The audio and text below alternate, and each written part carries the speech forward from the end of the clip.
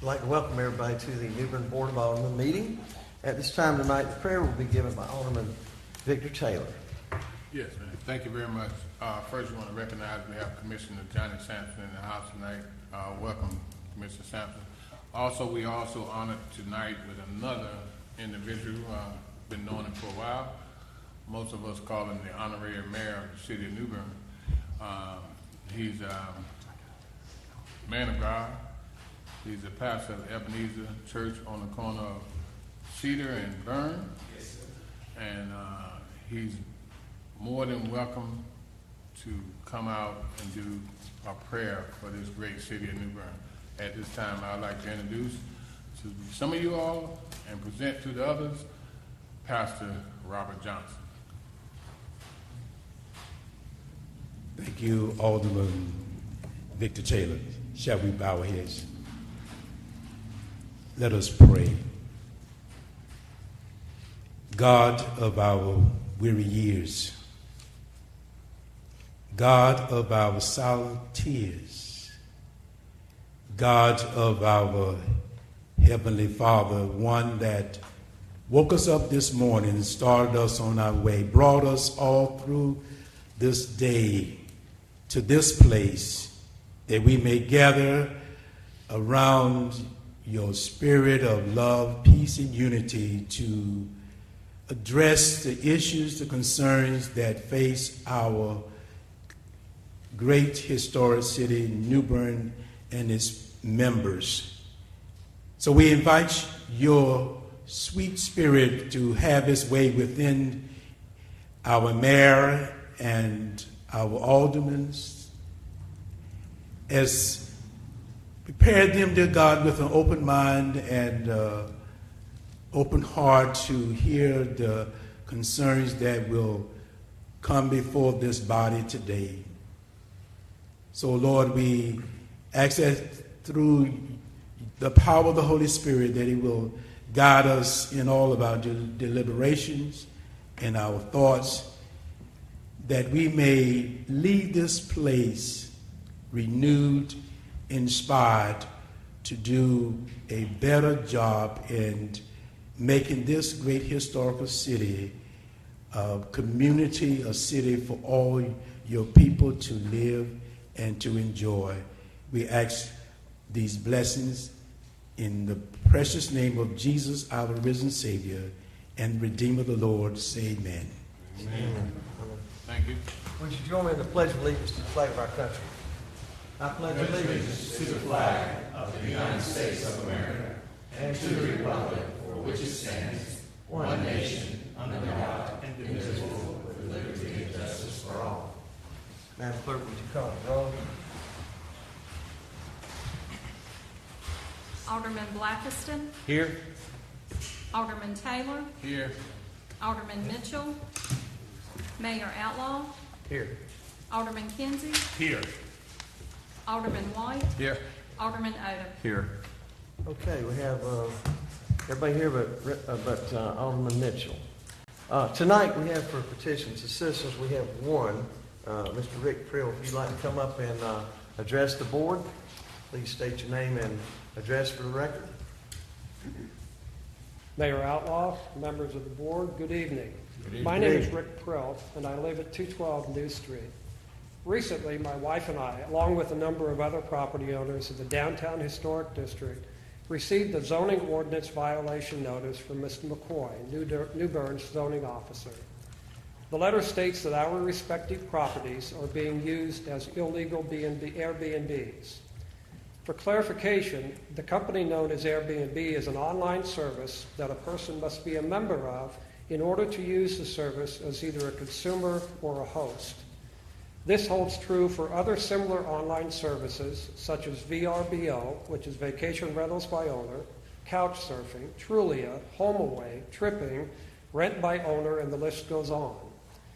For years, homes in the city of New Bern have provided short-term rental services to people who are here to enjoy and learn the history of the city, who are interviewing for jobs with area companies, who are here for family and friends' weddings, who are here for weekend military reserve duty, who are here for concerts, cycling events, running events, Mum Fest, who are here dropping off their children at Camp Seagull or Camp Mariner, who are here for looking at homes to buy, and on and on and on.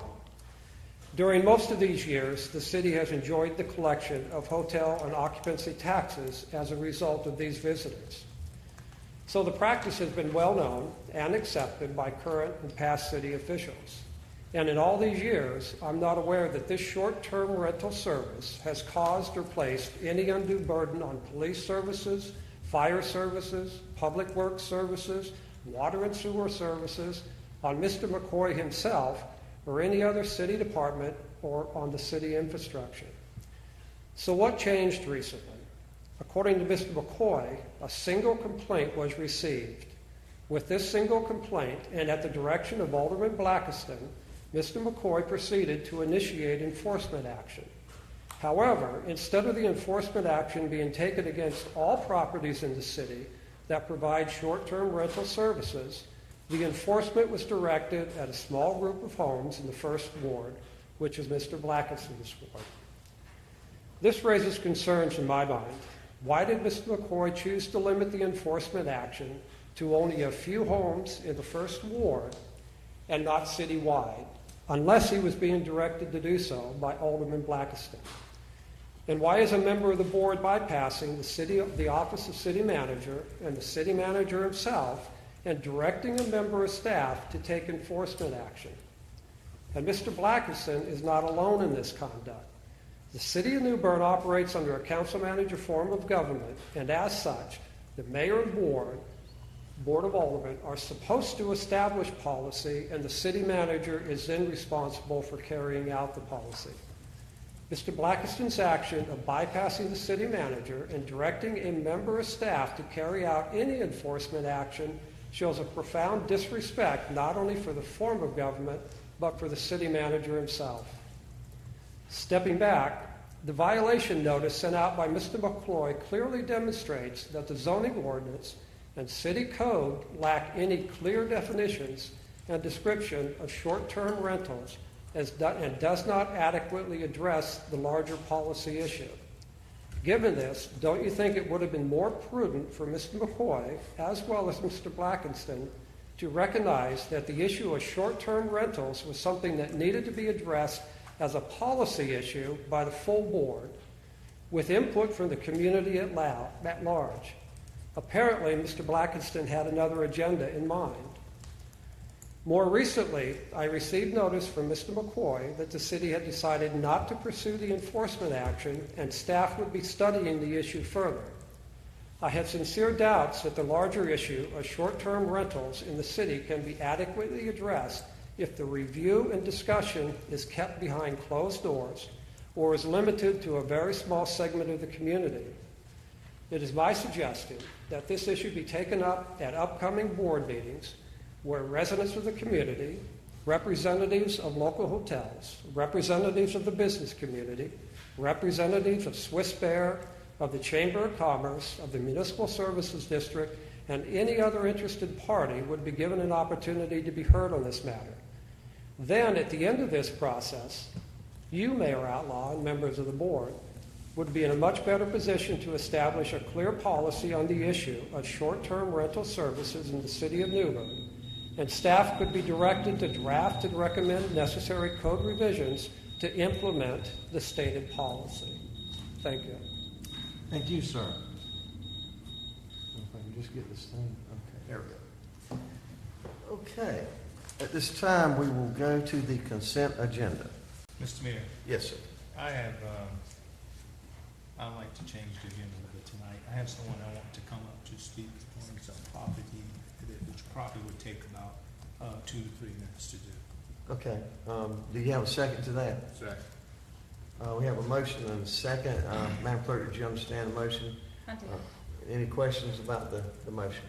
Well, I'd like to speak a little bit about it. We have some property over in the Duffyfield area. It's a house over there. We used it years ago for, I think, the police department was using it, and now it's not being used. And we have an interest that someone is interested in using the facility for school. And I would like for Ms. Reddick to come up and brief us on it. Okay, we have a motion and a second. We need to get approval. Is there any discussion on the motion? All in favor of the motion say aye. Aye. All opposed, the same. Motion carries. Go ahead, sir. I would like for Ms. Reddy to come up and just give us some information based on what she shared with me, what she would like to do with the facility.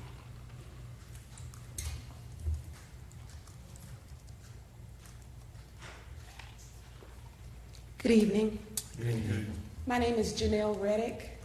I live at 1100 Longview Drive. I am a teacher, a math teacher at New Bern High School, of which I just resigned that position to pursue my dream. And I've already started the process to have a vocational high school started here in New Bern, in Craven County. But I need a building, and the building that is of interest to me is the Sam McCotter House on Main Street. Again, it is a vocational high school. It's for high school students only. They will be involved in community service. They will have mentors. It will not be a regular school day. I don't know what other information that you would like to know, but it is a nonprofit organization, and the name of the school is Open Doors Academy. I have already registered with the state of North Carolina to be a nonprofit corporation, and I have submitted my 501c3 papers as well. But I need a building to pursue this. And I'd like for the board to consider, looking at the information that she brings before us, to consider leasing the building to her on a yearly basis. And I'd like for the board to take consideration for that, please. Okay, would you like to get a couple of aldermen and yourself and meet with some staff, or Mr. Stevens, how would you like to? What would be your suggestion? I think that would probably be appropriate, Mayor, just at this point. The reason being is depending on the zoning of the property, may require special use permits, so forth and so on, if there's going to be a school there. Additionally, it's one of the properties I don't think that we have on our list to sell at this time. However, the board can modify that, change that. I think we've discussed this previously in the past. So I'd be more than happy to sit down and talk, but I'd like to work through all of those details before entering into lease terms with an individual when it may require special use that may or may not be approved. Alderman White, do you have a comment? Yes, sir. That facility, that area was used once for after-school programs and to help youth and make the area better. If that was used for that purpose, this purpose that the young lady is talking about now, I think it would be more of a beneficial, because as it stands right now, we need something thriving in that area to build it up, and it's just sitting there. Okay, so is it okay with you if you guys meet with the manager and work through this, if you'd like me to attend, or if you want to get some of the other aldermen? Yes, sir. I spoke with Ms. Reddick in reference to this, and I think this is an outstanding program. And vocation and trade high school is something that we all need to bring back to New Bern. When I went to school so many years ago, they had vocational and trade classes, and a lot of our kids are missing that now. So I think this is a great program. I would love to sit down with Alderman Kinsey and Ms. Reddick and the city manager, or whoever else wants to be on the board, on the committee. I would love to be there. So again, thank you very much. Yes, sir. I have a question. How many students would you anticipate having in this program, and how would you qualify those students, and what would be their end results? Right now, I would like to start with 20 to 25 students, no more than that. The end result, I am going to partner with Craven Community College. Again, it's nonprofit, and in order to save us money, instead of hiring different teachers for the different programs that we like to offer, I would like for us to partner with Craven Community College to send those students there to get those classes. So the end result would be a high school diploma as well as some type of certification. We would also teach those soft skills that we need, how to be dependable and reliable and have integrity and work on their character as well. Those are the things that are needed. How to manage their finances. Those are also classes that we would love to teach there. But the end result would be a high school diploma. The state of North Carolina says that they have to have 22 credits for that. And I would also, again, partner with Craven Community College to get them the certification that they need for whatever program that they're interested in. I'm also aware of the workforce development building on First Street that's coming as well. I'm very interested in that. I'm very interested in talking with Craven Community College, so maybe we can eventually plant our building or get a building there, since my students will need those classes, those very classes that they're going to be offering there. So would these be students that are already of high school age, or is this, I guess, is the college identifying the students that would be candidates for this program? Yes, sir. The college, in order for them to attend Craven Community College, they can be as young as 15 years old.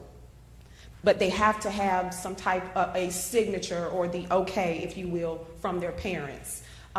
So that is the age group that I'm looking at. And how would you pay for this program? Grants. Private schools are also, we also qualify for the vouchers. Donations, fundraisers, whatever needs to be. My goal is that parents will not have to come out of pocket. Some of the students that we're targeting cannot pay. Their parents are not even involved in their lives. So I don't want to omit anyone because they cannot pay. Okay, anybody else? So, Alderman Blackiston, would you like to participate in the committee side? Oh, absolutely. Thank you, sir. It'll be But I don't do it alone because I get accused of doing something unilaterally. I don't, so be with you. Yes, sir. Thank you, sir. Kindly, sir, to be us three. Okay, sounds good. Thank you for Thank you. coming up. very much, ma'am. Thank you. Okay. Let's go to item number 4, consent agenda. Make a motion that we accept the consent agenda as is. Second. Motion by Alderman Taylor, seconded by Alderman Blackston. Is there discussion? All in favor of the motion, say aye. Aye. Motion carries. Item number 5, conduct a public hearing and consider adopting an ordinance rezoning a portion of Craven 30 property. Mr. Stevens. Thank you, Mayor, members of the board. This public hearing was called for after receiving a request from Weyerhaeuser Real Estate to rezone 388.7 acre portion of the existing 499.3 acre tract that's located in the area known as Craven 30. The request consists of rezoning approximately 236.7 acres from I-1 Industrial District to R6 Residential District, and approximately 152 acres from R10A Residential District to C3 Commercial and R6 Residential Districts.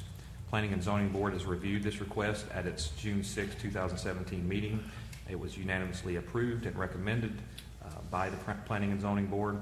It is requested a public hearing be called for at our tonight from our meeting that we had this past Tuesday, or our last meeting in June. Staff has reviewed the request, found this to be consistent with the land use plan and thoroughfare plan, and recommends approval. And I know Morgan is here to speak on it. She probably has a brief presentation to give you a little more details with regards to the specific rezoning, and then we'll have a public hearing.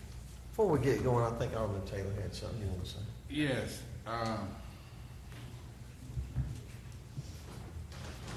I've been sitting in this seat for 8 years.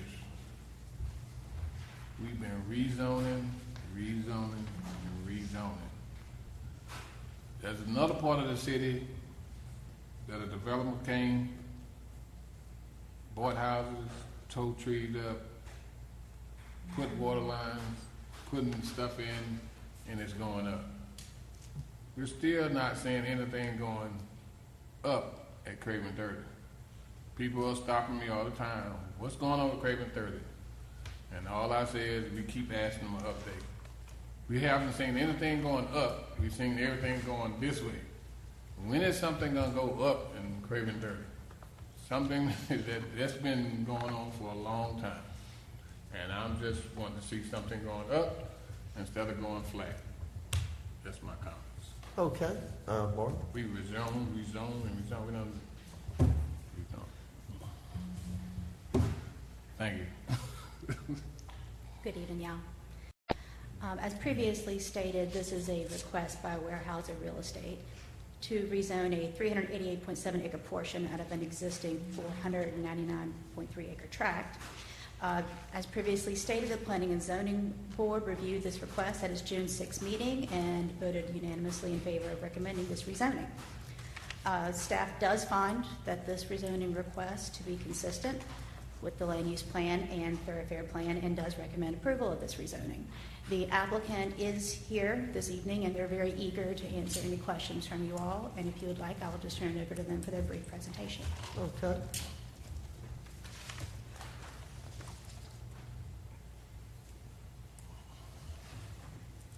Good evening. Good evening. Thank you, Mr. Mayor, Alderman. My name is Kelly Hawkins. I represent Weyerhaeuser and this project. To talk just briefly about Alderman Taylor's comment, we have been very quiet, and I just want to kind of shed a little bit of light on what has happened in the past few years, and maybe that will help make it a little more palatable for you. We started this project back in 2012 after an extreme situation with the DOT trying to get accesses to begin with. We started this project with commercial brokers in place. We had a commitment for a box, or a large box. We had a commitment for our 247 acre eastward piece that is currently I-1 that we're trying to rezone back into residential for a movie production studio.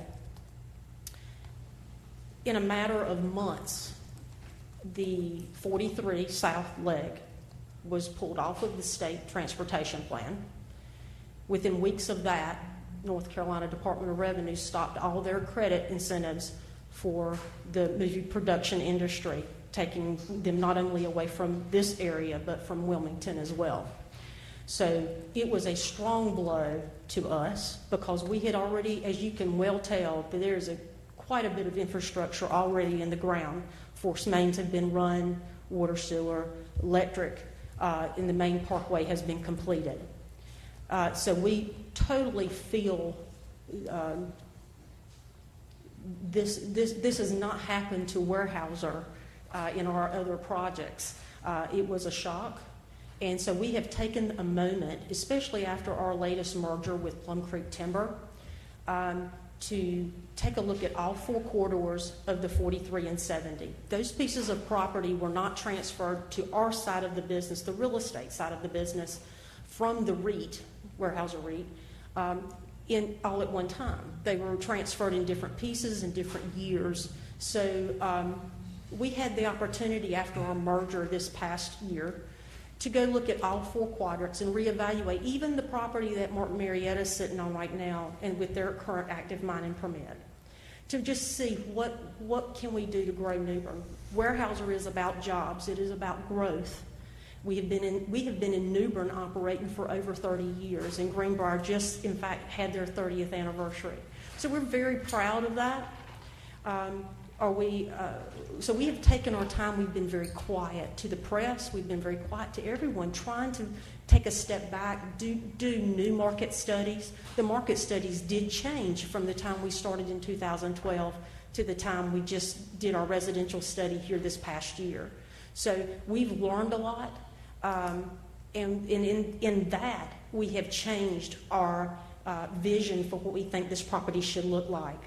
And so we are going to continue to focus on the north side, really basically because it's entitled. It has water and sewer. The money has been spent to uplift this area. But we have every intention to go southward and to continue to grow New Bern. Okay? And I hope that helps give some light as to what we've been doing. This 500-acre parcel that has been known as Craven 30 has been a working forest for over 100 years. In fourth quarter of 2016, we prepared a market study to understand the needs of the community and the opportunities for development. This obviously was a recent reset from the previous development proposals 4 years ago. Because of the relatively large size of this parcel, the study recommended that we develop a master plan community to provide additional residential neighborhoods and additional retail office uses planned as one integrated urban place in West New Bern, all with significant open space and community amenities. We believe this type of new community will provide exciting new opportunities for current and future residents of New Bern. The proposed rezoning presented to you tonight for consideration will provide the flexibility needed to develop this master plan community using the new market study. If approved, we will continue planning this new community, begin marketing to home builders and other builders, and prepare a more detailed plan for the first phase of development. In summary, the proposed rezoning will allow the urban development of this property that will increase the tax base of the city of New Bern. It'll allow the property to be developed as a new community with a mix of compatible land uses that will encourage internal trips, thereby limiting impacts to existing roadways. It will allow urban development on this property that will provide increased access to goods and services for existing residents. And it will change the industrial zone in I-1 that is adjacent to the homes in the Derby Park subdivision to a more compatible residential zoning of R6. I appreciate your time tonight, and I have members with me from Weyerhaeuser, also from Ramey Kemp and Associates, who represents our traffic engineering, and McKinnon Creed, who represents our other civil engineering. Thank you for your time. Okay. Now, at this time, I'm going to open a public hearing. Anybody in the public that would like to come up, ask any questions, make any statements, comments, you're more than welcome to come up at this time.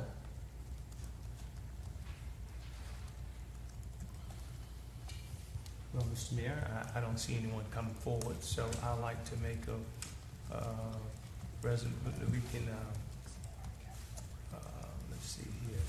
Rezone, close the public hearing. Second. We have a motion to close the public hearing by Alderman Kinsey, seconded by Alderman Odom. Is there discussion? I have a couple discussions. Yes, sir. Mayor, the discussions I have is the I-1s changed to C3s and the I-1 changed to R6. And if I'm not mistaken, the I is industrial. Yes, sir, that is correct. The I is industrial. They're requesting to go to C3, commercial, and R6, single-family residential, and get away from the industrial. How's this area going to grow or bring people in if you don't have a certain type of business structure set up to have the young people to come back? Well, that is a valid concern. The area would probably be better suited for the Derby Park residents instead of backing up to a industrial site. Downzoning for them, where it will be connected to a residential and mixed-use commercial development. The public comment that I have heard has all been very positive in that direction, that they're no longer backing up to an industrial site any longer. Yes, ma'am. That depends on who you talk to. I feel that in order for this area to grow financially, it's nice that other areas are developed, but it's real outstanding when kids can leave here, go to college, and say, I can come back to this area and get a decent job, making a good salary, and live comfortable. I mean, and I say it all the time, I'm one of the old people. Nobody want a bunch of old people around them all the time. You need some youth. You need some youth in order for it to grow. You need some young ideas. So I understand where you're coming from. So thank you. Okay, now we have a motion to close the public hearing by Alderman Kinsey, seconded by Alderman Odom. Is there further discussion or questions about that motion? Otherwise, I'd like to make a motion. You have made that motion, sir. No, I was going to. No, we haven't. we haven't gotten it approved yet, but Alderman White want to make some comments. So at this time, all in favor of the motion to close the public hearing, say aye. Aye. All opposed, the same. Now, the public hearing is closed, and the board has comments, questions? Yes, did you have one? Yes, would you come back up to the podium, please? When we first began this year in 2012, we had plans that we was going to do trails and that sort of thing there. I don't know if the trails are still a part of this new changing over from changing to a R6, that we was going to partner with the rec department, that folks would be able to ride their bikes and walk through the area that come onto Racetrack Road. I don't know if those plans are still the same. Are they? I was not here then, but Weyerhaeuser would be glad to answer that question for you. I do believe that is having some walking trails is part of the plan, and having an active community, but I will turn it over to them to answer that question. Thank you.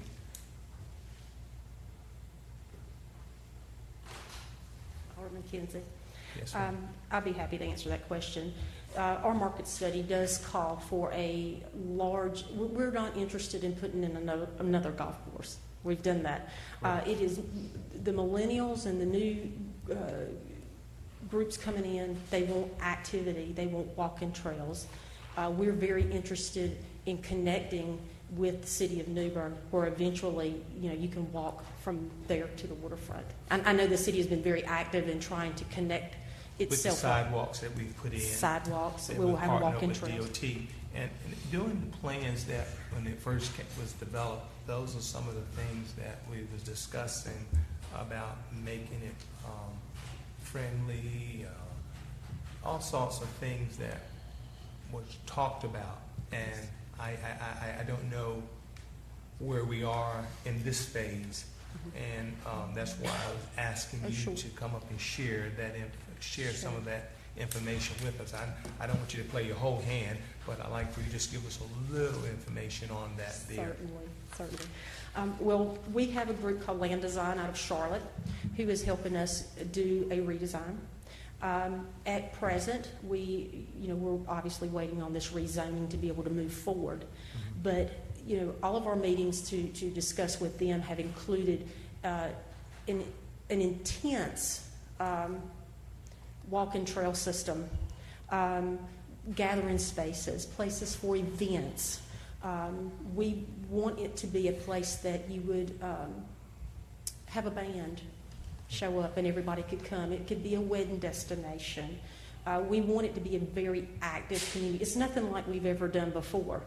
But that is the idea for us, and we are committed, I will tell you that, into connecting our trail system up with the city of New Bern. I will tell you that. We think it's very important that people can get to us, get to this site, and vice versa, that folks can actually ride their bike all the way down to the farmer's market downtown. So. Is it any way that you can share with us about the traffic study that at that time in 2012, the traffic would come through, not come back? I'm going to let Ramey Kemp and Associates talk with you about traffic, if that's okay. Please. All right.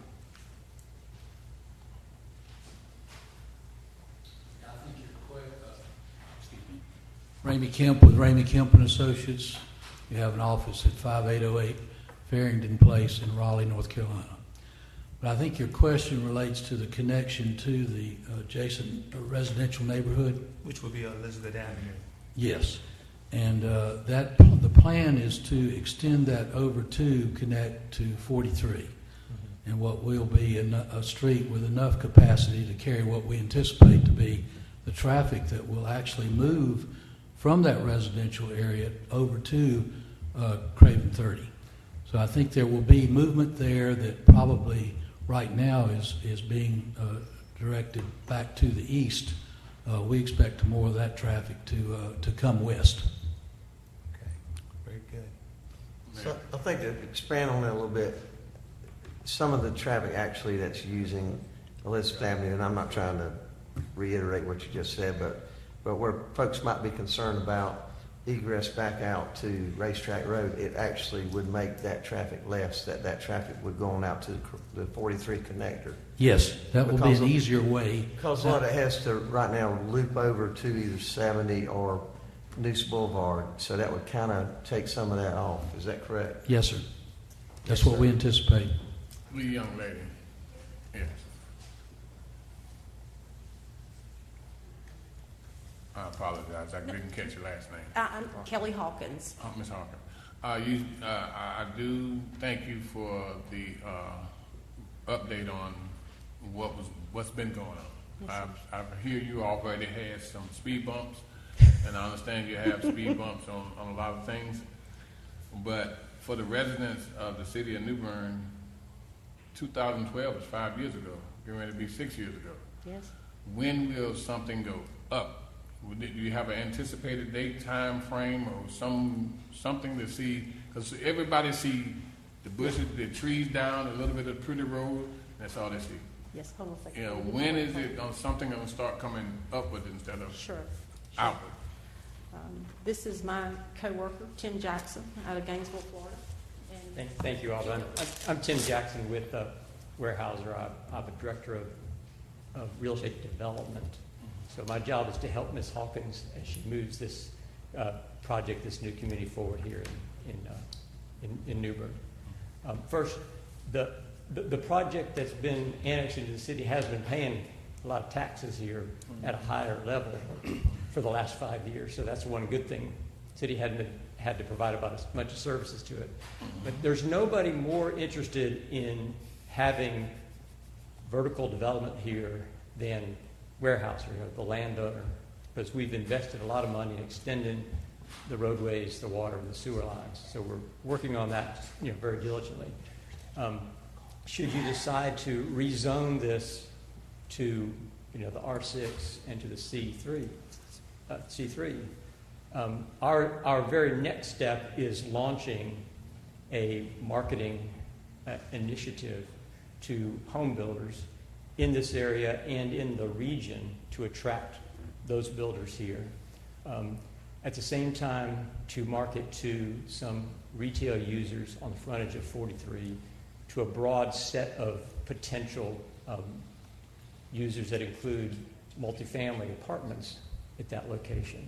So that would be our very next step, and at the same time move forward in the land use side of things to come with a general plan to show some more detail exactly what's there.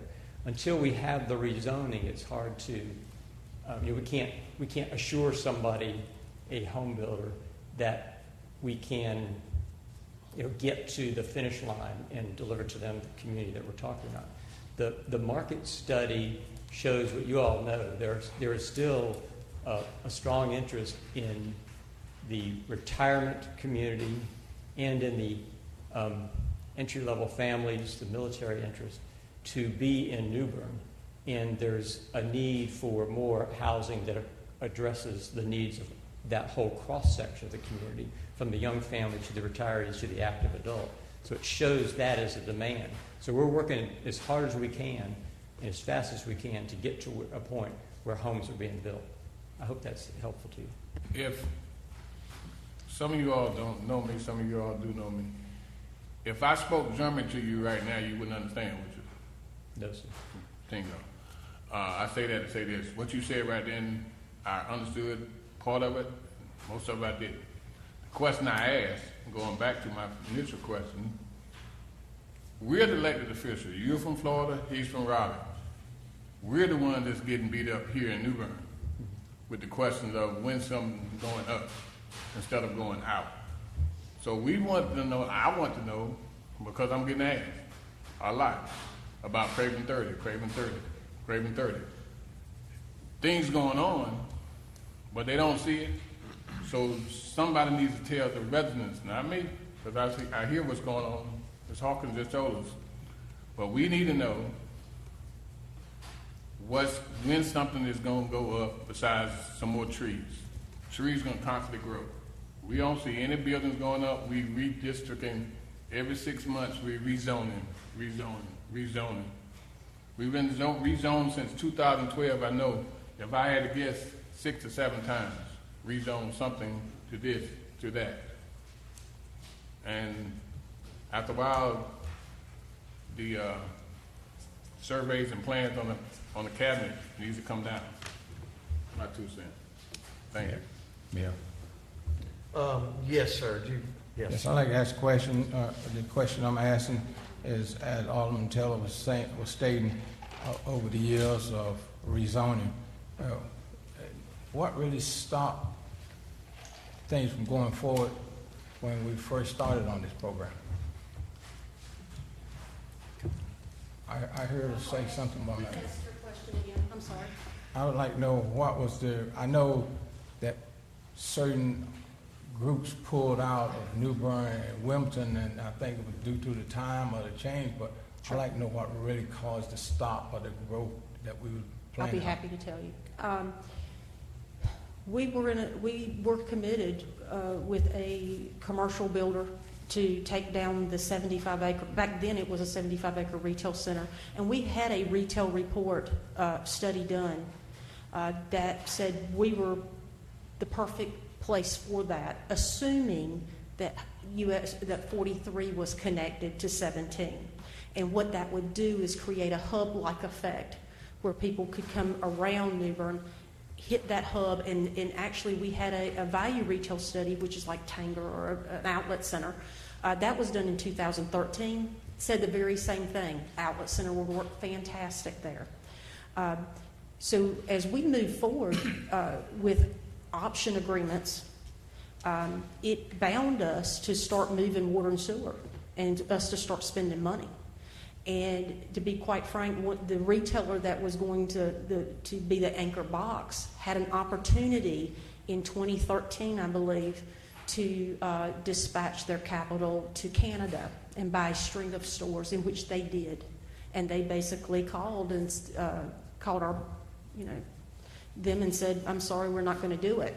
Well, once you lose your anchor store, all the junior boxes don't want to come. They won't come alone. So at that time, we looked at other opportunities such as Sam's,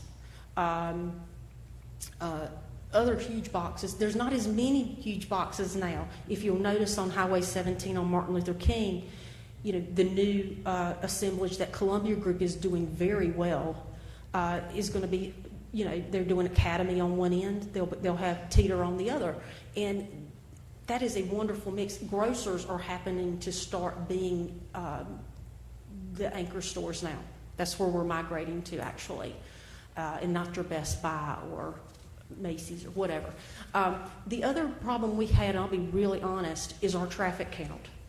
We had a really hard time bringing the traffic count up enough, even though we're one exit down, and if you look at it on the map, it seems like not far at all. But without the 43 connection, it stopped us completely, and we were already invested significantly, sir. Okay, well, the plan that you have dealing with the rezoning that is coming before us now, what are the guarantees that the next board or some of us won't have to go through the same thing again? My mercy, I hope not. The good thing is I think we have there's a couple really good things happening right now. One is the DOT is committed to the 43 again, which is wonderful news for us. And it's wonderful news for the city of New Bern. That assists us a lot because that was a huge barrier for us. The other thing is that we've got new market studies. We know things changed between 2012. I mean, even the market here in New Bern, and I don't know how familiar you are with the real estate market here in New Bern, but, there's an extreme uptick in housing right now. I mean, I've noticed it a lot for existing houses, resales, even new housing. We see that in the market report that we did with Robert Charles Lesser and Company. They really just laid it out there for us and didn't pull any punches about it. I mean, they went back and looked at our competition and what we could do to fill a niche that would assist New Bern. I will tell you, I know you have a real concern for jobs in Craven County, New Bern. I'm with you that jobs are very important, and Weyerhaeuser and myself included work diligently with Timothy Downs with economic development to locate on a monthly basis different opportunities of tracks that we could put out there for industry to come this way. Sometimes we get a second look. Lots of times it's rail, it's over in Havelock or wherever. But we are constantly trying to grow this area, and I just want you to know that. Appreciate it. Yes, sir. Yes, sir. Ms. Hawkins, one of the things that New Bern is challenged with is infrastructure updates and infrastructure accommodation in terms of water, sewer, electric, and all of that. The question I have for you, and when we look at new growth and rezoning, is does your plan in this proposed rezoning provide adequate accommodation for water, sewer, and stormwater, which is an issue here in New Bern? It most certainly is. And so for that property that you just said was a forest for over 100 years, questions there in terms of how you're going to accommodate those various needs? Very good question. First question, yes, we have 520,000 gallons per day at a 12-inch upsized force main going down 43. We will be talking with the city further on updating our development plan. We have one that's a little dated, but I think Mark and I have discussed that a little bit about going back and revising that and just getting it the dates up to date now. In regards to stormwater, that is a significant concern of ours. In our past stormwater permit, and really that's kind of what has taken us a little bit of time, to be real honest with you. We have an existing bore under Highway 70 that would go over to the south side and would in the prior plan would have run westward around Martin Marietta and just no impact at all. We would pump underneath 70. However, after we went back and looked at all four quadrants as a whole, we realized that one, we weren't going to have a retail center anymore. We needed to provide something that would be a wow factor for New Bern. So what we are hoping to do is to have a very large water basin on the north side that will hold all of our water, and we will actually use our own easement on our westward property to drain into a natural drain and not impact Greenbrier, Derby Park. We will hold our own water and provide and use it as an amenity. Okay, so that's all been or is in the permitting process? We are. In fact, today we were looking at bidding.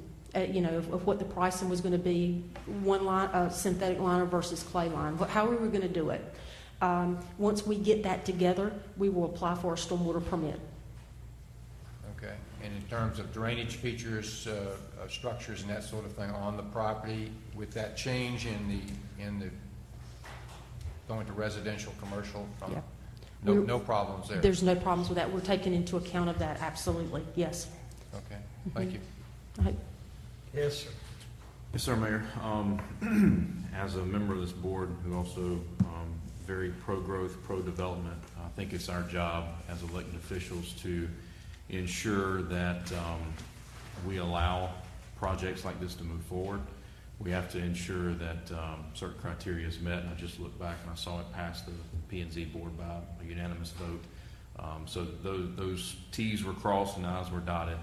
And as someone who wants the city of New Bern viewed as a open for business type city, I think it's important that when we get requests from developers that we make sure that surrounding neighborhoods are not harmed, and in this particular situation it's actually an improvement in my opinion. I know my constituents from Greenbrier would agree. Additionally, with the last comments that Ms. Hawkins made about the rerouting of stormwater, I think it's important that what's happened in the past has happened. I know Warehouser is probably tired of looking in their rearview mirror. They're looking in their windshield, and certainly I want to make sure that the city of New Bern is viewed as a partner in this endeavor with them. So I commend you on the plan. I appreciate the time you spent with me reviewing it as well, and I look forward to making this recommendation of rezoning and moving forward with some upward development, as Alderman Taylor mentioned. Thank you. Was that a motion? It's a motion to approve the rezoning request for Craven 30 property. Second. Motion by Alderman Odom, seconded by Alderman White. Is there discussion? Do you have something, sir? No, sir. Anybody else? Let's have a roll call, starting with Alderman Odom. Alderman Odom, Yes. Alderman White, Yes. Alderman Kinsey, Yes. Mayor Outlaw, Yes. Alderman Taylor, Yes. Alderman Blackiston. Yes. Motion carries. Mayor, I'd also like to make a motion we adopt the statement of zoning consistency. Second that, on that one too. Motion by Alderman Odom, seconded by Alderman White. Is there further discussion? Let's have a roll call, starting with Alderman Blackiston. Alderman Blackiston, Yes. Alderman Taylor, Yes. Mayor Outlaw, Yes. Alderman Kinsey, Yes. Alderman White, Yes. Alderman Odom. Yes. Motion carries. Okay. Thank you all. Have a good Okay, thank you. We're going to go to item number 6 now. Consider adopting an ordinance to amend Article 1 of Chapter 14 to allow the sale of alcohol on Sundays beginning at 10 a.m. Mr. Stevens. Thank you, Mayor. Members of the board, as you may or may not have heard, state legislation was passed recently allowing municipalities and counties the option to permit the sale of alcohol on Sunday beginning at 10 a.m. pursuant to the licensed premises permit issued under General Statute 18B-1001. Many people refer to it as the brunch bill. Previous legislation prohibited the sale prior to 12 noon on Sunday.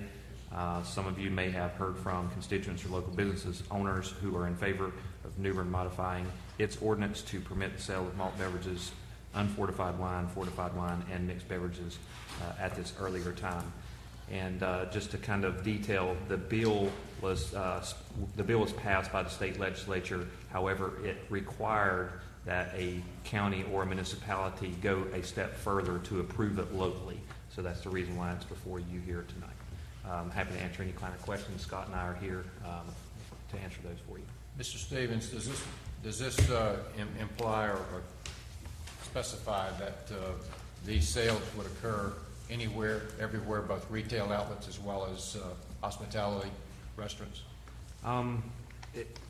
The sale of the alcohol is, it's basically covered. It's a very long portion of the bill. 18B-1001 is 9 pages long. It covers on-site premises, off-site premises, off-site wine, unfortified and fortified. It covers a lot of different things and what specific places it can be sold. So what I would say is it would probably be best to refer specifically to statute because there are certain instances where it is and where it isn't and where things are allowed, like even brown bagging permits and so forth and so on. So I would probably, rather than myself detailing specific description, I would probably say it'd be best to evaluate the statute based on what the terms say. Mr. Davis, do we have the latitude of specifying what we want, where, and when? No, sir, we don't. We don't. So this is an all or nothing blanket. It's in or out, yes, sir. Okay. My objection to this in terms of specification has to do with the fact that I don't object to a restaurant and the brunch event on a Sunday, but I have an issue with the retail outlets of any size that sell beer, wine, whatever, doing that earlier in the morning. So that's an issue to me. I think that's a reasonable approach. Other folks may have comments about that. Yes, sir. The only comment I have, I guess I shouldn't even be up here to vote on that. I'm strictly against drinking, never drink in my life. I know a lot of people do. I have some friends that indulge in that, but I don't necessarily, when they do any things, I don't necessarily hang around them. Or no one I know in my family, I've never seen anybody in my family drink anything. It's the immediate family I have. And for it to come up, when I grew up, they had blue law. So now they don't have the blue law around here, but they allow people to do that, sell at 12. Now we're talking about 10 o'clock, and next thing you know, we'll be getting it in the morning. That's like bringing a Trojan horse into your house, and you give them 1 inch, and next thing you know, you got 2 inches, and before you know it, the whole house is doing what you really don't approve of. So I'm just stating my point on it. You know, I think 10 o'clock, shucks, 2 hours, 12 o'clock was bad enough. Another comment, Mr. Davis. I guess I'd understand the intent here from the legislature that says it's up to the city, but yet you have to comply with all or nothing. Can you expound on that a little bit for us? No idea what they were thinking, sir. The statute is one sentence. Yeah, I thought I had heard that some of the cities were adopting it for just the restaurants. That's why That would be my. I think that's a. I've not seen one yet. Yeah. Ours is the model that has been recommended, and that the first three, Carrboro, Raleigh, half a dozen of the cities that adopted them last week have adopted this ordinance. In total. That's the only way they It's can all do there it. is. It's one sentence. It's one sentence that references a general statute that's 9 pages long. And ultimately it boils down to the ABC permit dictates what they can and can't sell, and this issuing of the ABC permit is confined within these particular subcategories of this bill. So Well, I think just on premises, I give you just an example. I'm not going to read through all of them. On premises, it says the permit may be issued for any of the following: restaurants, hotels, eating establishments, food businesses, retail businesses, private clubs, convention centers, community theaters, breweries, as authorized by General Statute 18B 110478. That's just on-site premises. And then, like I said, there's 9 pages. That's just maybe a third of the first page. And it goes into a lot of different detail for different establishments, what's allowed at different locations, but ultimately the ABC permit dictates when they can sell. That said, Alderman Blackerson, we are in week 2 of a new law. We have no direction from anyone, from no court, no further direction from the legislature. This may morph, and we may see some more clarity as to different rights that local governments may have. But when you're in the second week, my advice is to do exactly what the statute says. And if somebody wants to vary from the statute, let them be the guinea pig and sort it out for us. And if somebody finds a better path, then we can certainly consider that.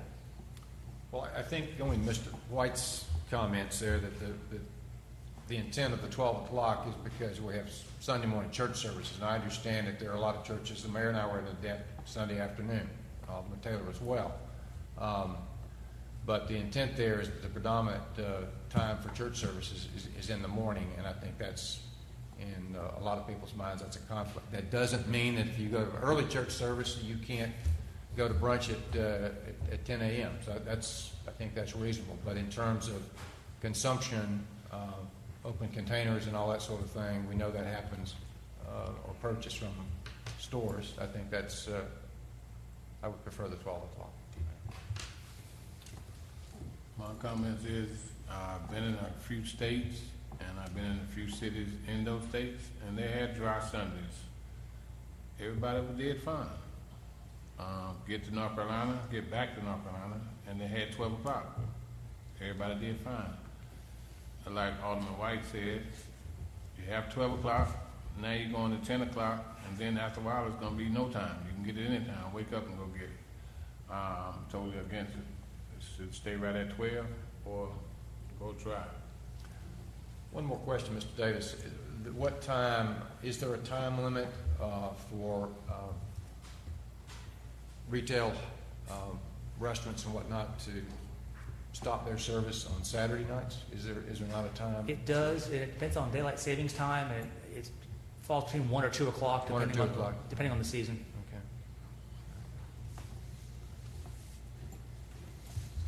Mayor. Yes, sir. Mr. Stevens, do you or Attorney Davis have any idea if any other municipality or county has not adopted this after they've taken it up? I have not heard of one.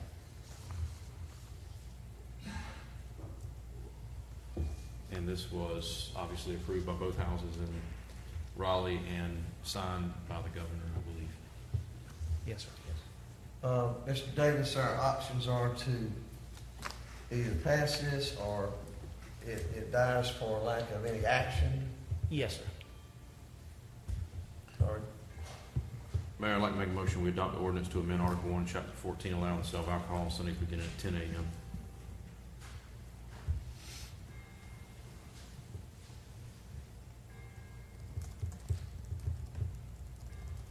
I will declare that it fails for lack of a second. Does the board want to make any other comments, take any other action on item 6 at this time? Mayor, it doesn't appear that we can do any type of an amendment to this locally, from what I'm hearing. You know, I would, as I said, would be willing to support the brunch at food establishments or whatever, where folks go after, say, early church if they wanted to, or clubs or whatnot. You know, but in terms of grocery stores and gas stores and that sort of thing, I think this is where I draw the line. Okay, well, I think that, let's move on to item number 7. Yes, sir. And if any of you do hear any of your colleagues in other cities doing something different, reach out to me, let me know. I'm happy to contact their attorneys and see if someone's got a better idea. This time we're going to go to item number 7. Consider adopting a resolution approving a lease agreement with Religious Community Services. Mr. Stevens.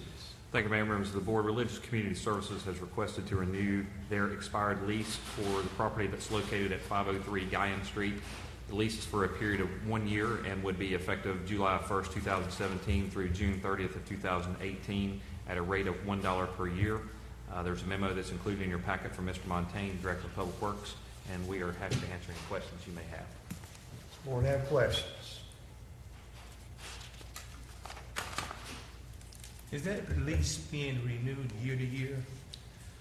Our practice has been, Mr. Kinsey, that we do year-to-year leases. You will recall that the farmers market was given an extended lease, but there was some capital improvements that were proposed. That's kind of been the trend now. Correct me if I'm wrong, attorney, but we gave them a 5-year agreement with the intent that they were going to invest some money back into the actual structure.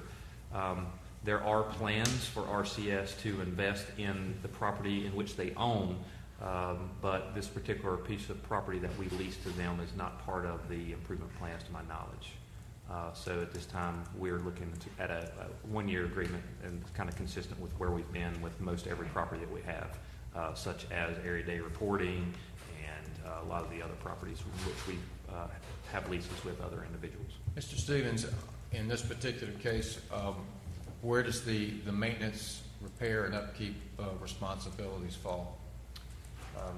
It's on the tenant. It's consistent with all the other ones that we have. It's on the tenant for maintenance. Okay, so that's similar to what we have with the farmers market. It's in terms of responsibility for maintenance and repairs and upkeep and that sort of thing. That's correct. I would suggest that we need to go ahead and go with a 3-year with 2-year, one-year extension options, just as we did with the farmers market.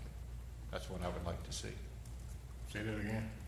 I'd like to do a 3-year lease with additional 1-year extension options between the two parties, just as we did with the farmers market. So that would be a total of 5 That would be a 5-year equivalent. A 3-year initial term. That's right. 2 3-year 1-year renewable. initial term, 2 1-year extension. And $1 a year. $1 a year. I can live with that. Mr. Let me see if we get a second on this. And Second. I'll let, okay, we have a motion by Alderman Blackston, second by Alderman Taylor. At this time, questions and comments from Alderman Odom.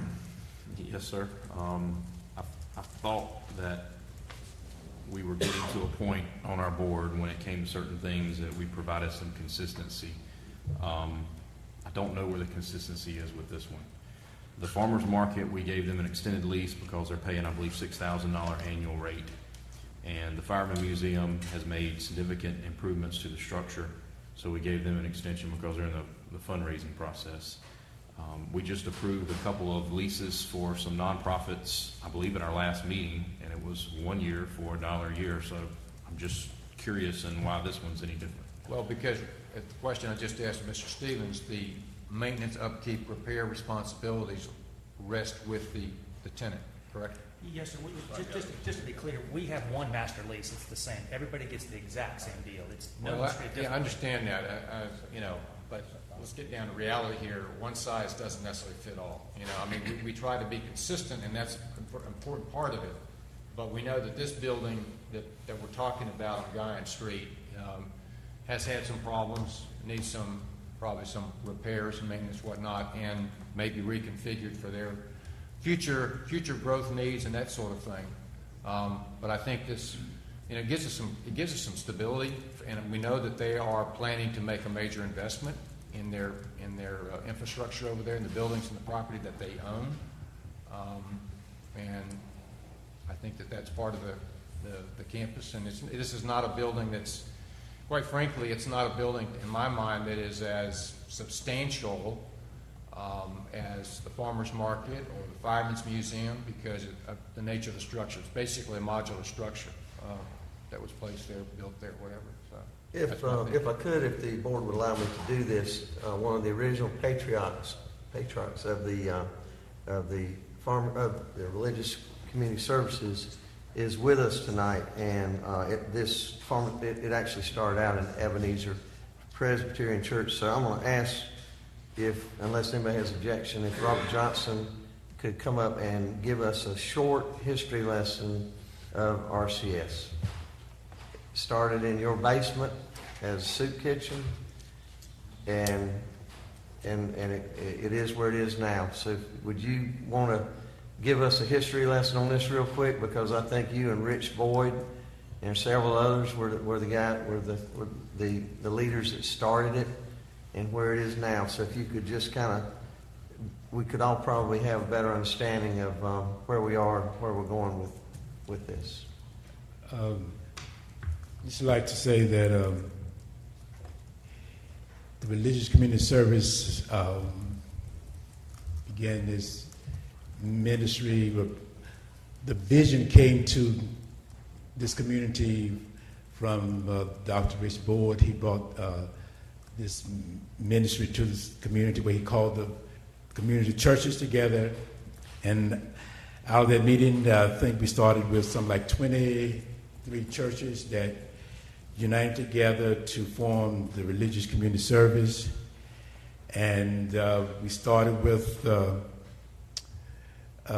closed closet, which was held on Tryon Palace Drive, where we distribute clothing, needed clothing, and food there. And then from there, we saw that our ministry was growing and needed a larger space. And the Religious Community Executive Board met to look at the possible soup kitchen. And we talked around the churches in the area. Was that about 1985 or so? Yeah, it was 1980. Just give you a timeline. Yeah, 1980. Yeah, but 1985 when we developed the soup kitchen, and the temporary soup kitchen was housed out of Ebenezer Church. We opened our doors, and we was happy and glad to do that. And then from there, we moved to Guyan, where we saw we needed a permanent place, and then we built the small permanent soup kitchen on Guyan Street. And from there, we saw a need to bring all of our ministries under one heading, where we was blessed with the buildings right next to the farmers market, where we had the shelter, the emergency food closet, and food center, and it worked very well. And and we are doing wonderful, in the community from that vision, and so that's where we are. I appreciate you giving us that history lesson. And first I want to say that when in 1989, the city alderman, I think Tom Bayless, and the aldermen went to Chicago to compete for the All-American City, and they lost the first time, and they felt they had left out the religious community service, and they came back and got us, and we went and we brought back the title, the All-American City, to this area. So the religious community service has really played an important part in meeting the needs of the homeless, and all that. So it's a blessing to Reverend Johnson, you remember when, I remember on several occasions, right here on Broad Street across from the Chelsea restaurant, you had the overnight accommodations there, and I've actually walked in there, and I mean, there were literally people laying on the concrete floor. It was just as small as that building was, so it was not much of a relief when you could put all of it under one plan. Yes. Is that right? Amen. Amen. It's a blessing. So we thank the city for allowing us to place our ministry under one building, and it's still doing great works. The pleasure's ours for what you do for the community. Trust me. Yes. Thank you. We have the executive director here tonight from the religious services, and now she can give the full report to say where they come from and where they are now. Would you like to come up and give us some information, please?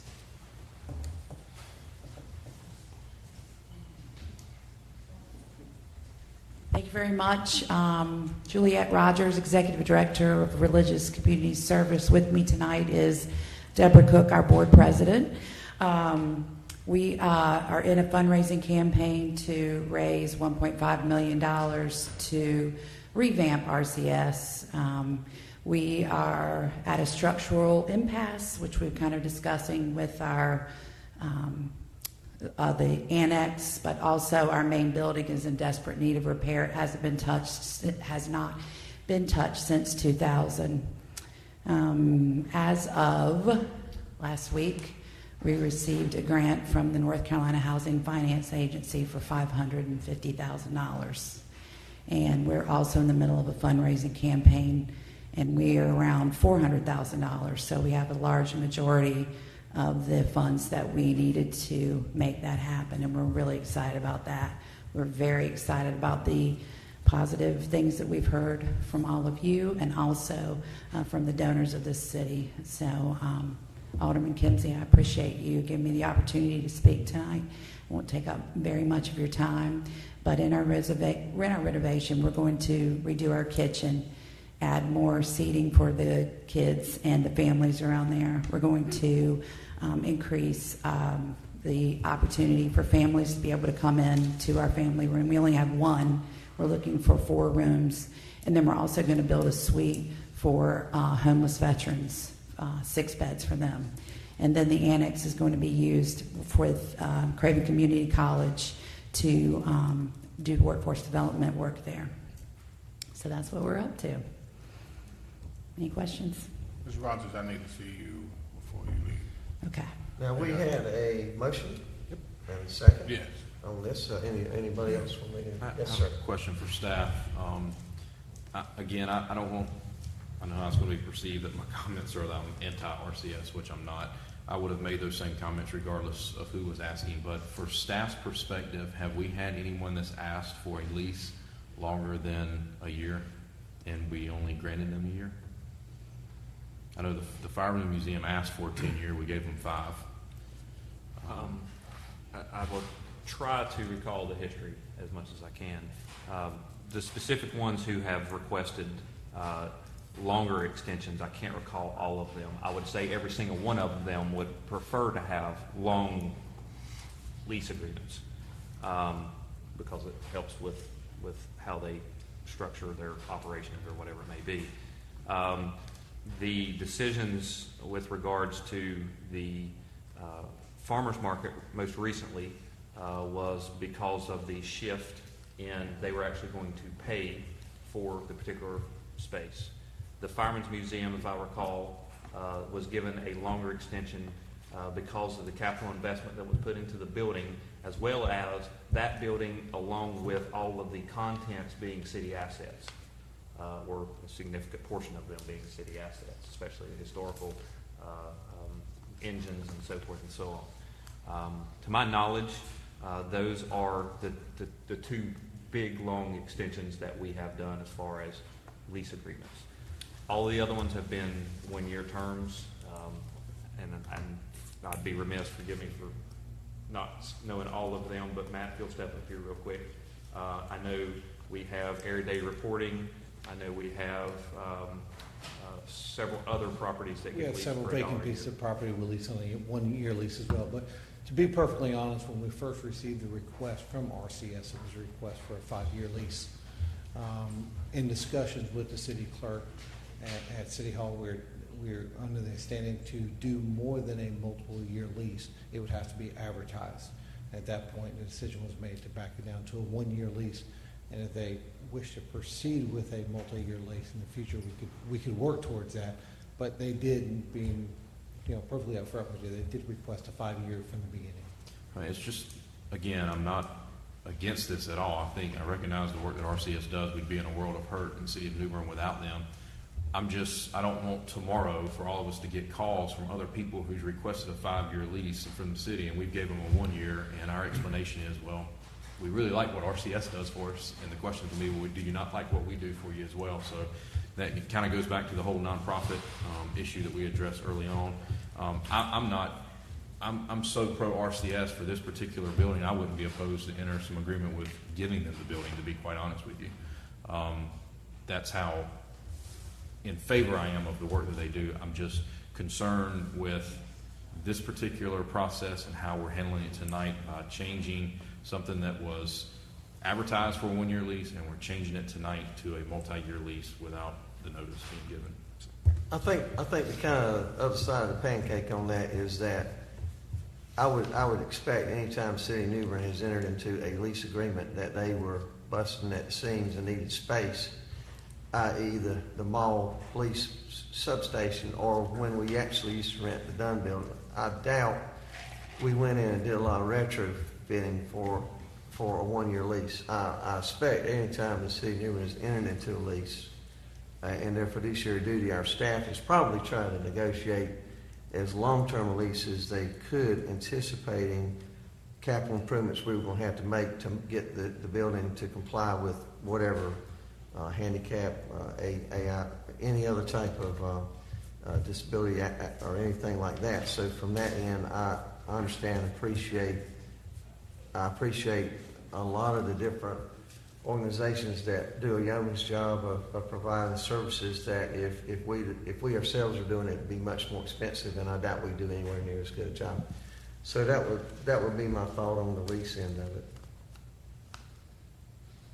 The point that I made about the lease term, the length of time there is simply the fact that they're going to be responsible for doing the maintenance, repairs, any upgrades they want to make that are specific to their needs, just like the farmers market and the Fireman's Museum.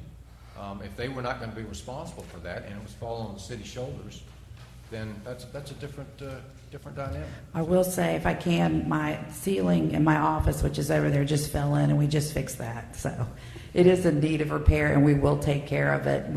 If it is possible, and I don't understand what you're saying, Alderman Oden, we'll go with the 1 year, as long as you just, we're taking care of the repairs right now. So. We have a motion on the Yeah. floor. Is there further discussion on the motion? We have a motion and a second. Let's have a roll call, starting with Alderman Blackiston. Alderman Blackiston, Yes. Alderman Taylor, Yes. Mayor Outlaw, Yes. Alderman Kinsey, Yes. Alderman White, Yes. Alderman Odom. Yes. Motion carries. Item number 8, consider adopting a resolution approving a contract for architectural services for the First Street project. Mr. Stevens. Thank you, Mayor, members of the board. A request for qualifications was issued for architectural and engineering services for the redevelopment of the City Market Workforce Development Training Center. After reviewing the 5 responses that were received, the review committee selected Walker Group as the most qualified applicant. Discussions have been held with the EDA to finalize the contract and project requirements. They have approved this proposed contract. As a resolution is included in your packet, we're looking to get authorization of myself, city manager, to sign the contract that is included. There's a memo that Cindy Blott has provided in your memo packet that provides detail. Happy to answer any questions. Yes, sir. Any questions? Just like to make a motion. You like to make a motion? Man, sidewalks to that, don't you? Just, I'm being funny. just a moment, Yeah. Alderman Taylor. Go ahead, sir. Yeah, I'm trying to find it. I had one question. I think it had a checkoff list, a checkoff sheet. I'm on it now. And on that checkoff sheet, it had 2 checks on it, on 19. And one of them is a yes, and the other one is a NA, but it's in the same slot. What are the differences with the NS? NA, the NA, can you explain that to me? It's the agreement. I am going to try to find where you're talking about. Page Do you have 75. any specific page that I know where to look? Page 75. Excuse me? Page 75. Thank you. Yeah, that's the only question I had dealing with that, even though I see it at the top.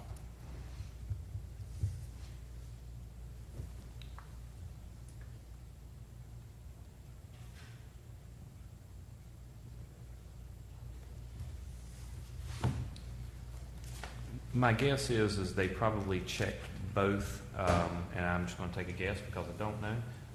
But I'm going to try to take a guess here and say that, so that the section 19 that he's referring to says the AD agrees to supervise any required subsurface explorations such as borings, soil tests, and the like to determine amounts of rock excavation or foundation conditions, no matter whether they are performed by the AE or by others paid by the recipient.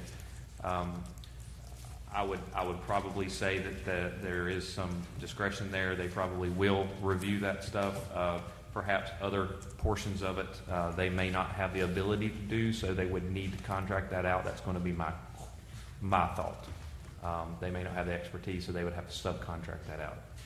I can't remember it all. I read somewhere in that too where they said they would do anything possible or do whatever necessary to try to make sure this would be carried out. And then when I see that little NA area, that threw me off. I can't tell you exactly where it was, but trying to run through all of it. I just wanted to know. Are you talking about on page 3, the $1 million, the NA right He's there? Is that what you're talking about page 75, Okay. part 19 of the architectural engineering contract checklist. There are 2 items checked. One is a yes. It basically gives you a yes, no, or a not applicable. So yes is checked and not applicable is checked. So I'm merely making a guess. It may be that they had that one checked and just left it there. I don't know. But for all intents and purposes, most architects and engineers under these particular contractual obligations do supervise and approve soil borings and any kind of changes that or foundation requirements necessary in addition to the properties. However, some of them may not have expertise, some of them may not have, we may not have soil borings necessary because, to be honest with you, on this plan we're not really changing any of the building structures themselves. So with that being said, that might be the reason why. I'm merely speculating here, and I hate to even say, but I'm just trying to help out with understanding. Well, for clarity purposes, it's marked yes and not applicable. So which is it? And whoever makes the motion want to put a correction on that as to what the motion is going to be, if there is a motion. Only reason I asked that question because I know I read it here where the engineers, or any kind of work that would be done, they were willing to do and help and we didn't have any major problems or nothing to worry about. And I think I should have got with Sydney and asked her. I'm sorry, we had the same question. And we did contact the EDA professional that approved this. And it's a yes, but we aren't doing any type of work or any boring, or all of that's been done by, anyway, it was done prior to us even submitting the project. So if it were in fact something they needed to do, yes, but it's not applicable on this project. Does that answer the question? I go with that. I'm sorry, it's what the EDA requires, not particularly how we like to see it answered, but we can't approve it without their approval first. So Mr. this is what Davis, they have approved. Hey, Mr. Davis, so Yes, sir. what's your thought on that legally? I would do what the EDA suggests you do, and if Cindy's telling us that that's what the EDA prefers, I would do it. I just received an email from them today about another lease issue that left me with scratching my head as well, but it's a federal program, and if we want to get it through this, Does that kind of mean that, yes, we'll do it, but if we decide we don't want to do it, we're not going to do it because we mark NA? I think what Cindy's saying is the EDA is taking position, the work has been completed, but it's not applicable to this actual phase for Walker. Because we won't be doing any groundbreaking, per se, actual digging into the dirt. There will be no borings, there will be no soil sampling. It's already been done. It's complete. Looks like they could have wrote a narrative on that, but I don't see anything. I just wanted to ask the question because of curiosity that the part I read did look like everything was go. But having that in that changed the whole thing. What was it, a fly or something? But he's trying to use a gavel on me. Okay. Well, that wasn't me. Does the board have other questions? No, sir, I just wanted to bring that attention. Now I realize I'm not the only one to see. Oh, yes, sir. I think that's great that you did that. Thank you. Mayor, if there's no more questions, I'd like to make a motion we adopt a resolution approving contract for architectural services for the First Street project. Second. Motion by Alderman Odom, seconded by Alderman White. Is there further discussion? Seeing none, we'll have a roll call, starting with Alderman Odom. Alderman Odom. Yes. Alderman White. Yes. Alderman Kinsey. Yes. Mayor Outlaw. Yes. Alderman Taylor. Yes. Alderman Blackiston. Yes. Motion carries. Item number 9, consider adopting a resolution approving a declaration of intent to reimburse for fiscal year 17-18 capital purchases. Mr. Stevens. Thank you, Mayor, members of the board. The budget for fiscal year 17-18 included the purchase of several capital items totaling $1,246,184. As required by IRS regulations, a declaration of intent to reimburse should be adopted prior to or within 60 days of payment of the expenditures to be reimbursed. There's a memo that's included in your packet. We're happy to answer any questions that you may have. Board have questions?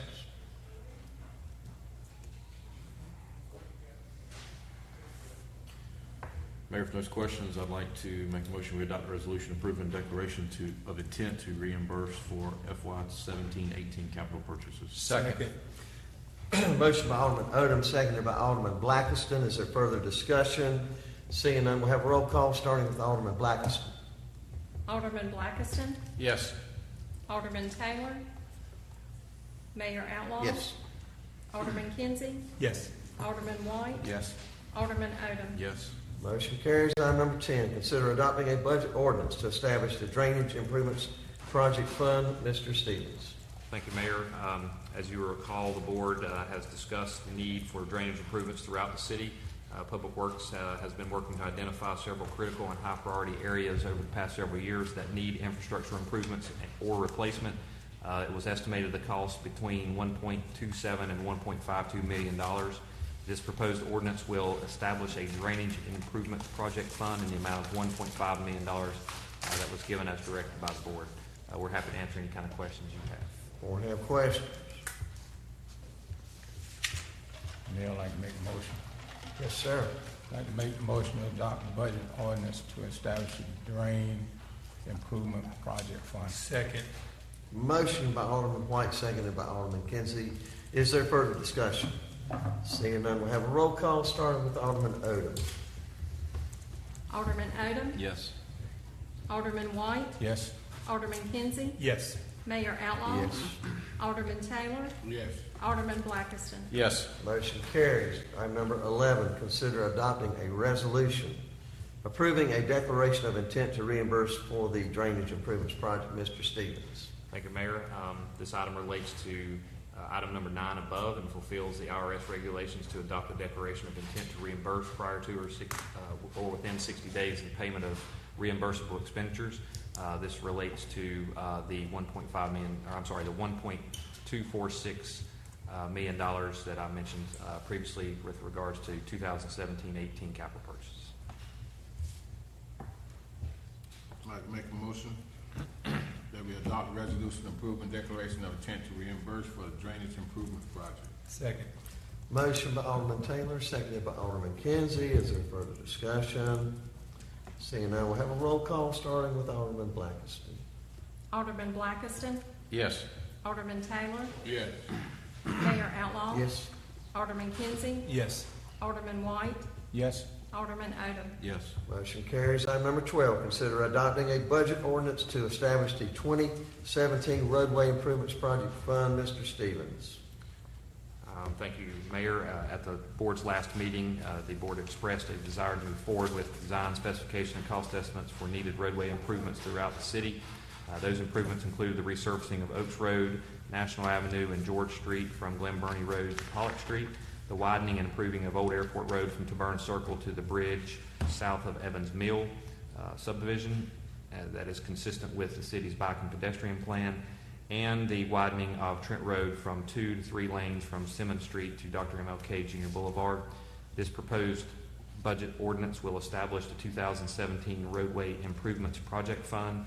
We'll have an initial budget of $250,000 that is needed for design specifications and cost estimates from engineers or consultants. This will be funded with proceeds from debt. Mr. Sabatelli has included a memo in his packet. I'm happy to answer any questions. Or have questions? None. I'd like to make the motion. I'd like to make the motion considering adopting a budget to establish the 2017 roadway improvement project fund. Second. Motion by Alderman White, seconded by Alderman Kinsey. Is there discussion? Seeing none, we'll have a roll call starting with Alderman Odom. Alderman Odom, Yes. Alderman White, Yes. Alderman Kinsey, Yes. Mayor Outlaw. Yes. Alderman Taylor, Yes. Alderman Blackiston. Yes. Motion carries. Item number 13, consider adopting a resolution approving a declaration of intent to reimburse for 2017 roadway improvements project. Mr. Stevens. Thank you, Mayor. Much like we did with items 9 and 11, this is required by IRS regulations to declare our intent to reimburse ourselves. This has to be done prior to or within 60 days of payment of the reimbursable expenditures. This is for the 2017 roadway improvements project, which you just approved. I'd like to make a motion adopting a resolution approving declaration of intent to reimburse the 2017 roadway improvement project. Second. Motion by Alderman Taylor, seconded by Alderman Kinsey. Is there further discussion? Seeing none, we'll have a roll call starting with Alderman Blackiston. Alderman Blackiston, Yes. Alderman Taylor, Yes. Mayor Outlaw. Yes. Alderman Kinsey, Yes. Alderman White, Yes. Alderman Odom. Yes. Motion carries. Item number 14, consider adopting an ordinance to amend the fiscal year 2017-18 general fund operating budget. Mr. Stevens. Thank you, Mayor. This last item is an ordinance to amend the 2017-18 general fund operating budget to take care of the roof here at City Hall. During Hurricane Matthew, we sustained some damage to the roof. The replacement of the roof will be funded through a FEMA grant. The proposed budget ordinance amendment identifies $99,000 in grant revenues to be used for this purpose. This was fully reimbursed by FEMA to replace the roof. So we're happy to answer any questions you may have. I want to thank you, and I believe Chief Astor, Bobby Astor, on this for what was possibly going to be about a $15,000 patch job. You were able to get the $90-some thousand to do this through the FEMA due to your patience and diligence. So we really appreciate you doing that.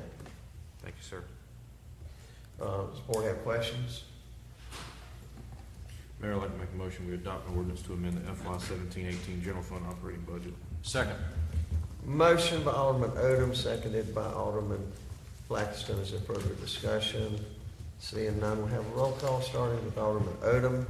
Alderman Odom. Yes. Alderman White. Yes. Alderman Kinsey. Yes. Mayor Outlaw. Yes. Alderman Taylor. Yes.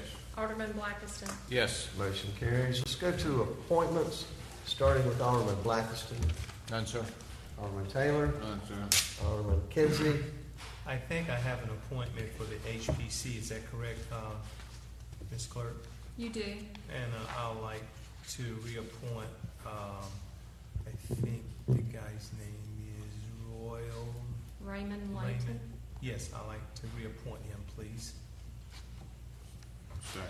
We have a motion, a motion by Alderman Kinsey, second by Alderman Taylor. Further discussion? All in favor of the motion, say aye. Aye. All opposed, the same. Did you have your motion? I'm being funny. Alderman White? That was money like aye. Yes, sir. Did you got any appointments tonight? I don't have any. Alderman Odom? None tonight, sir. Okay, let's start with the attorney's report. Mayor, just one item. I need to circle back with you on the RCS lease. I stepped out for a moment and understand that you approved that with the extended terms. Leases that extend a period of a year have to be noticed prior to adoption. So I'll take that opportunity to redraft this lease consistent with the motion, put the notes in the paper so that you can adopt this at your next meeting. Thank you, sir. Sounds good. Everybody good with that? Anything else? Attorney's report. No, sir. City manager's report. I only have one item, sir. Just wanted to make sure that the board was aware that next week, next Tuesday, the work session, we will be taking a ride around. And I have heard from 2 people. I need to finalize the schedule because the schedule has to be, as far as the places we're going to visit, it is still considered to be a public meeting. If there are places that you wish for me to include in this travel tour, I need to know. Otherwise, we will not be going there. We will be going to the places that have been listed by 2 of the aldermen that have responded to this point. I think primarily, for starters, would be anywhere those $1.5 million worth of capital improvements. Would they be on the tour? Or do we have time for it all? If that's what the board wishes to go by and take a look at, we'll be happy to add that to the list. Alderman Taylor. Yeah, I got 2 things. Mr. Sampson, are you available on next Tuesday? Are you available to go to the bus tour with the city staff next Tuesday at 5 at right now? 1 second, sir. I want to make a motion that we change the time from 6 to 5 p.m. because we probably need more time before it gets dark. Can I get a second on that? Second. Motion second. Any discussion? All in favor of the motion, say aye. Aye. We'll do it Now at back 5 to o'clock. Mr. Sampson. Mr. Sampson, are you available next Tuesday at 5 o'clock? All right, we're gonna leave at City Hall, City Manager? Yes. City Hall, 5 o'clock. And Mr. Stevens, you being in charge, when we go out there, I don't think any of us want to get belabored on any particular, because there'll be quite a few of them to look at, and we don't want to kind of get to one and spend an hour at it. We got a time, keep moving, because I know you're gonna have several of them to show us. Right now I have 8 particular locations. So just thinking in drive times, I'm going to have to start laying this stuff out. So obviously starting at 5 p.m. and by the time it gets dark, you're figuring about 8:30 to be safe. So at best 3.5 hours out there. So we, if you break it up into 15-minute increments at each location, and then drive times, we'll probably be able to fit all of those in, plus a couple more. But keep in mind, we won't probably have a lot of time unless we're just going to drive by, have the discussion, stop, talk about it. If we're going to get out, that takes obviously a lot longer depending on how many people show up and so forth and so on. So I've done some of these driving tours with the leadership Craven, and it does take some time to get from place to place and get everybody out of the buses and in a place where everybody can hear. So. Everybody good with that? So if possible, if I could have all of these by noon tomorrow so that we can get the agenda out and advertised appropriately, If anybody has any other locations that they'd like to go, I need to know by noon tomorrow, please. Let's go to new business, starting with Alderman Odom. None tonight, sir. Alderman White. Yes, sir. I have a couple things I'd like to talk about. One, dealing with the infrastructure. Matt, you don't have to come up. I appreciate the work that your men are doing. And Hughes, appreciate what you've done. Try to help me make sure I have the lighting that we need in the community. And I think somebody was knocking out a couple of those lights. But other than that, I called them in and they got them back up and the area is lit up. And people in the community, at least 2 of them, had appreciated that. So I wanted to get that over. And the other part was that I attended a funeral Saturday where it means a lot to me because this person here, a lot of people in New Bern, some of us know him and some don't. I learned Mr. Bobby Perry, his name was Melvin Bobby Perry. He was a professional baseball player. Nobody even recognized him that much, and he didn't like a lot of publicity. He was kind of a quiet guy. But he played good, great baseball. He's the only baseball player in the city of New Bern that went to pros. And at that time, our school didn't even have a baseball team. And he went to the pros. He was an outstanding gentleman. I used to have to come out the house, and I told this story once before, and I'm not the only one that it happened to, but he would be over to the neighbor's house next door, and that neighbor would ask my mother to send me outside. And I would go outside, and this big, tall man with this baseball cap on, standing up, and she would say, that kid there looked just like you. And I used to tell him about this all the time. He looked down upon me, and he said, no, I don't look like that kid. But as I got older, we would meet on and off, and we would talk. We wound up being some of the best friends, and he would be somebody that we totally missed. I tried to get him involved in baseball to teach kids how to swing the bat because he wound up being backup behind Willie Mays. But he was an excellent player, and he said, those kids don't want to listen to me. I said, well, you could teach them something. His grandchildren, the ones that did play sports, are the ones that are playing right now. They're super athletes. They're not all in New Bern. They didn't have law. They play outstanding sports. They have super grades, and they're doing well. So I just want, on behalf of a warrior, Mr. Bobby Perry, that's what we all know him by, but his first name was Melvin. I just wanted to mention him and tell everybody how much I missed him. Other than that, I don't have anything else to add. Okay. Alderman Kinsey. Yes, I want to thank you and Matt for working with me along with the flooding out and along with DOT to start to correcting a lot of the flooding that we've been having out through the city. And DOT has come up to the plate to really work real close with us. Like we met with them this morning, Matt and I did. You couldn't make it at the moment. And we had an opportunity to correct a lot of places that was full of silt. And we'll continue to go out through the city and take care of the areas that it has a lot of problems that we're trying to correct. And I want to thank you so very much, Matt. Do you have anything to share tonight with the findings and the different things that we are doing? Especially bringing DOT along to help us out. Not a whole lot. Just to kind of follow up on what Mr. Kinsey said.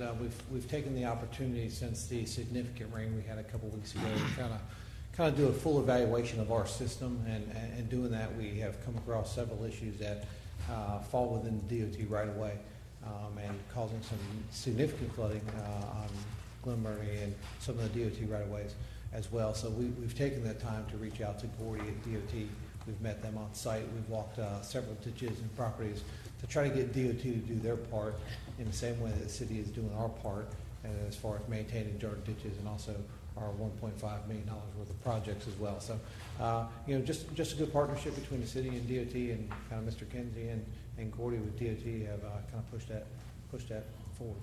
And they helped us with one of the, right along there on Noose Boulevard and Colony Drive.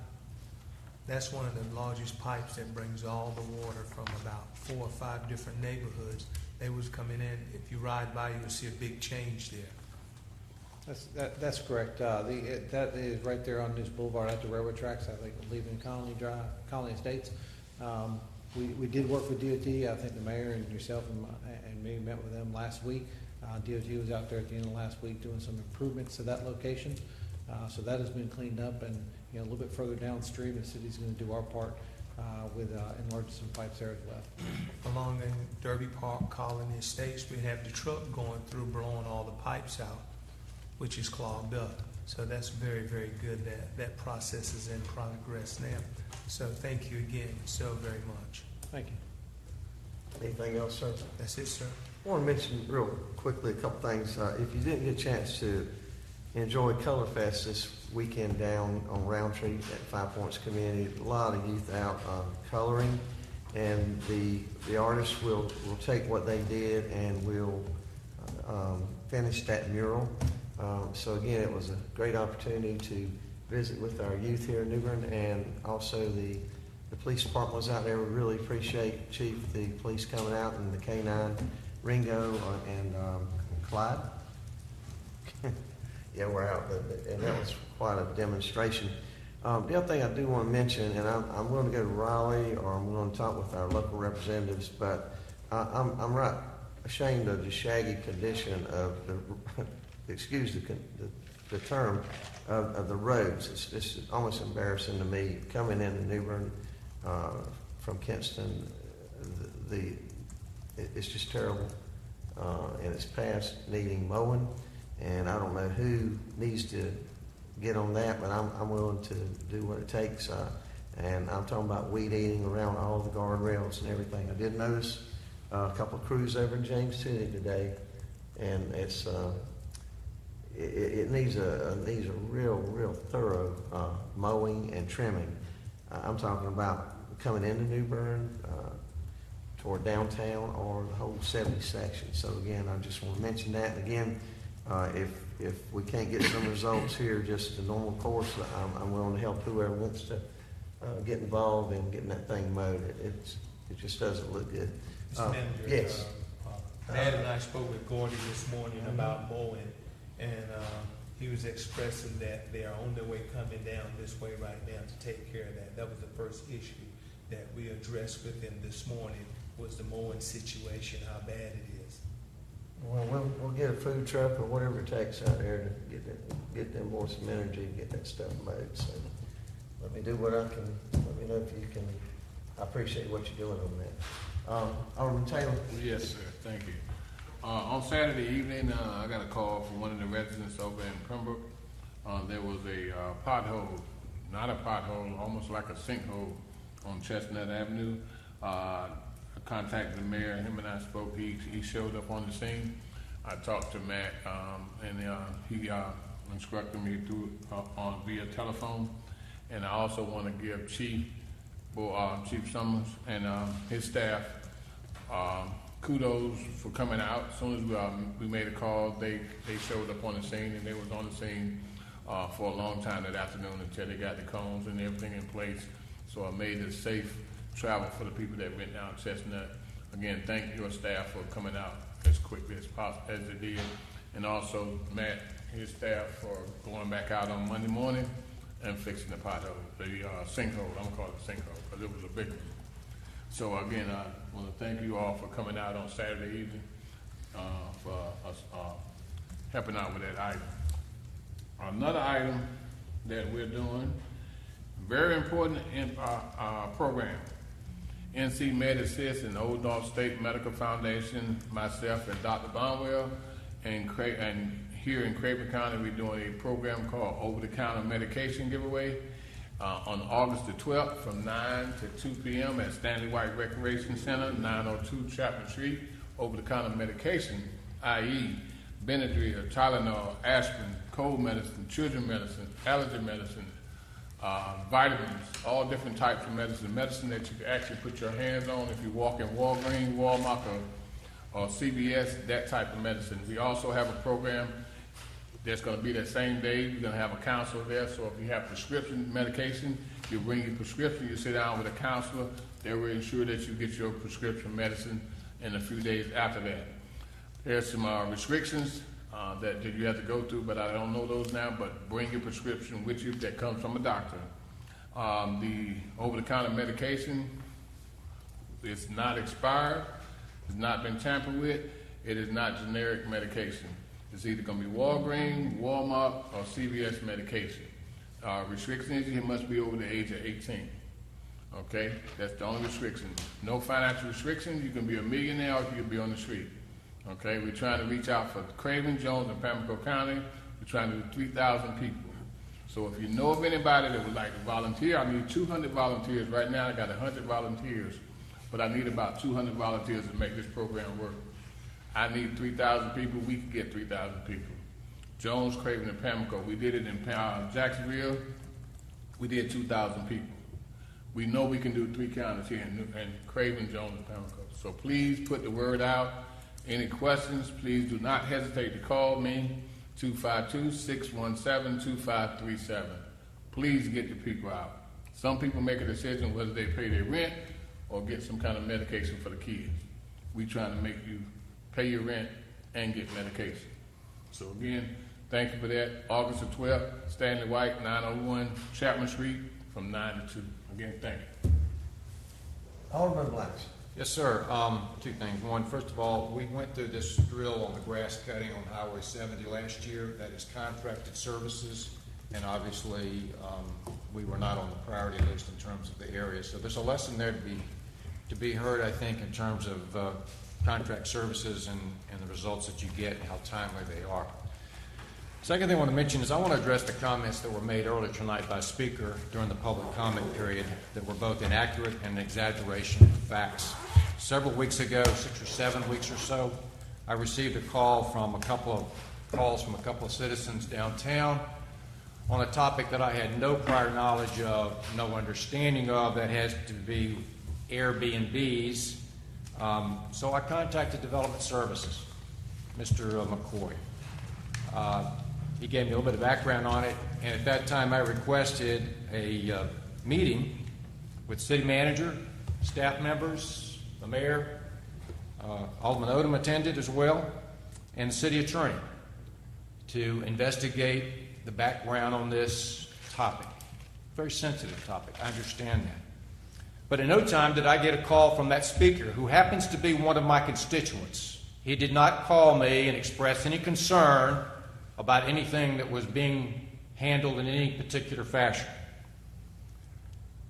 The purpose of the meetings that we had, and we've had 2, were to look at the information and find out where staff stood on the land use ordinance and code regarding this particular issue, which is very gray and nebulous. I can handle criticisms and I can handle disagreement, but the speaker's comments directed toward me, as I said just now, were both inaccurate and exaggeration of facts. I did receive an email from him. I've received several in the last week, and I indicated to Mr. Prill by email that meetings will be held, they are being held, to hear the opinions, comments, concerns of all interested parties. We will do that. We will not pass judgment. Now, Mr. McCoy sent out letters based on his interpretation and staff and city attorney's interpretation of the existing regulations that are not very specific, but he has addressed this issue apparently in the past. Aldermen do not direct staff to do things. We make requests, but all roads lead through the city manager's office, and we best understand that. I don't have any further comments this time. This process is going to be comprehensive, it's going to be thorough, it's going to be without prejudgment. Thank you. Okay, any other new business at this time? Do we need a closed session tonight? Not tonight, Mayor. Any other business to come before the New Bern Board of Aldermen at this time? Mayor, I'd like to make a motion to adjourn. Second. Motion by Alderman Odom, seconded by Alderman Kinsey. All in favor of the motion, say aye. Aye. All opposed, same. Meeting is closed.